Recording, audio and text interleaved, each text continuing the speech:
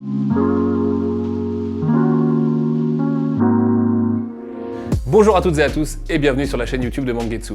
Aujourd'hui c'est la pleine lune et vous commencez à en avoir l'habitude. Qui dit pleine lune, dit nouvelle annonce. Après le déluge d'annonces fin janvier et fin février, on va se concentrer ce mois-ci sur une seule et unique série, mais quelle série? Puisqu'il s'agit de Chiruran, de Shinya Umemura et Eiji Hashimoto.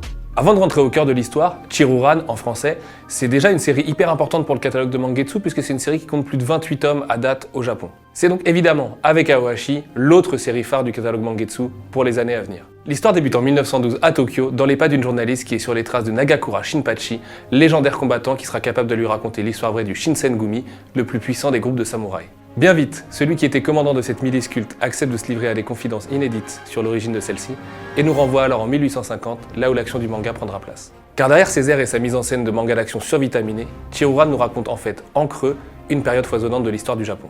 Cette période, le passage de l'ère Edo à l'ère Meiji, est aussi connue sous le nom de Bakumatsu. Au Japon, c'est alors la période des grands bouleversements. La capitale va changer de Kyoto à Tokyo, le Japon va s'unifier et s'ouvrir vers l'Occident pour le commerce notamment, découvrir la poudre à canon et surtout abandonner ses valeureux samouraïs. Cette histoire, vous l'avez peut-être déjà abordée dans deux œuvres purement fictionnelles mais cultes, Kenshin le Vagabond d'un côté et Le Dernier Samouraï de l'autre. En faisant le choix de nous présenter des personnages historiques, Chiruran prend à l'inverse le parti de romancer l'histoire vraie de cette période troublée. Refusant par-dessus tout de céder face à la modernité, le shogunat de Kyoto n'a pas dit son dernier mot et va alors créer une troupe de soldats d'élite chargée de protéger la ville. Principalement composée de ronins et de personnages hauts en couleur, cette troupe c'est bien évidemment le Shinsengumi. Cette belle et non moins tragique histoire est alors traversée par le destin de notre héros, le valeureux Hijikata Toshizo.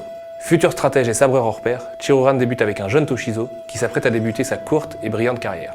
Toujours en quête d'adrénaline et d'action, Toshizo a tout du héros de shonen classique, hyper drôle, hyper charismatique, lui que l'on sait pourtant voué à une fin tragique. Bâti comme un magnifique défilé d'antagonistes, tous plus incroyables les uns que les autres, Chiruran nous amène aux côtés de Toshizo et des siens, dans un quotidien fait de rivalité et d'affrontements.